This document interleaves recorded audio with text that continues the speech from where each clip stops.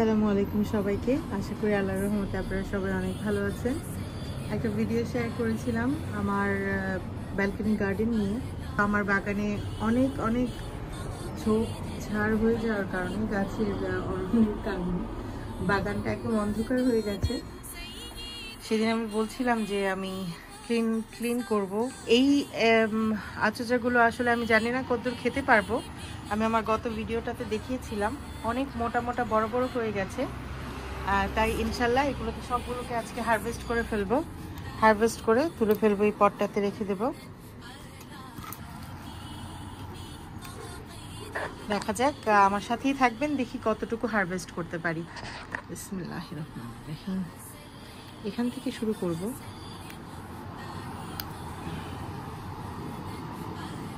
জানি না কতদূর দেখা যাচ্ছে, চাপলে আমার মনে হচ্ছে যে শক্ত হয়ে গেছে। এরকম এখানে এই একটা জায়গার মধ্যে দেখেন 3-4টা আছে।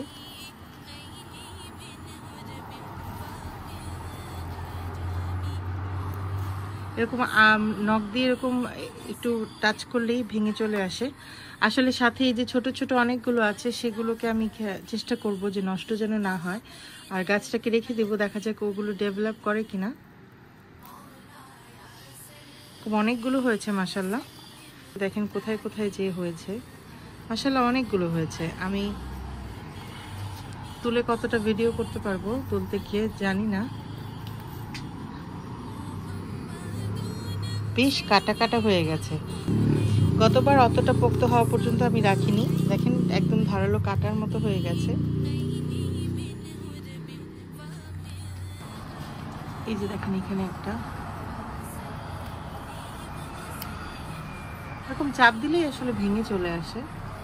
এখানে একটা আছে, ছোট বড় সবটাই, মানে এই সাইজের যে কটা আছে সেগুলো তুলে ফেলবো। গাছটা আসলে বেশি একটা ভালো নেই, যে কারণে হয়তো ফলগুলো বড় হচ্ছে না বা নতুন ফল আসছে না। তো দেখা যাক, এগুলো তুলে ফেলার পর কিছু মরা পাতা ছেটে দেব ছোট একটা কেচি নিয়ে। গতবার বড় কেচি দিয়ে কাটতে গিয়ে একটা গাছ কেটে ফেলেছিলাম, খুব মন খারাপ হয়েছিল, কিন্তু আসলে কিছু করার নেই। দুর্ঘটনা তো ঘটেই যায়, কিছুই করার নেই। একটা বেগুনের পাতা ছিঁড়ে ফেললাম। এই যে এখানে বেশ কয়েকটা আছে।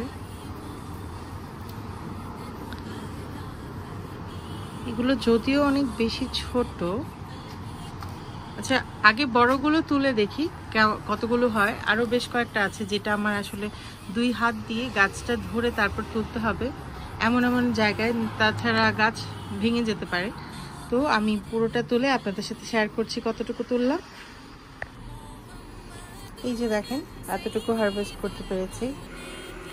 আসলে এই ছোট জায়গায় হারভেস্ট করছিলাম না, কোনো যত্ন নিচ্ছিলাম না, এতটুকু পেয়েছি, তাই আলহামদুলিল্লাহ। আগামী বছর আচার আসলে আমার ভীষণ ভালো লাগে। আগামী বছর আমি চেষ্টা করব, এর ভেতরে কোনো কালো বীজ রয়ে গেলে সেটাকে আমি সংরক্ষণ করে রেখে দেব, সেটা দিয়ে ইনশাল্লাহ আবার চারা হবে। আমি এরকম করি, প্রতি বছর করি। গাছটাকে কি করব এখনো জানি না। হয়তো গাছগুলোকে আসলে যখন পরিষ্কার করব তখন ডিসিশনটা নিব যে এখন আসলে গাছগুলোকে কি করব, উপরে ফেলবো না রেখে দেবো। এই তো আজকে আমার এই হচ্ছে আমার আচোচা বা চাইনিজ পটলের হারভেস্ট। আসলে বারবারই বলছি, যে অবস্থায় আমি বাগানটা রেখে গেছি, কোনো যত্ন নেই, কিছু নেই, শুধু একটু সারের পানি দেওয়া হয়েছে। সেই তুলনায় আলহামদুলিল্লাহ কিছু তো পেয়েছি, সেটাই আমার কাছে অনেক বড় প্রাপ্তি। তো আজকে আমার ভিডিওটা আর বড় করলাম না, হারভেস্টের ভিডিও। আশা করি আপনাদের কাছে ভালো লেগেছে। আমার বাগানের জন্য, আমার পরিবারের জন্য আপনারা সবাই দোয়া করবেন। আপনাদের সবার জন্য অনেক অনেক দোয়া রইল। আসসালামু আলাইকুম।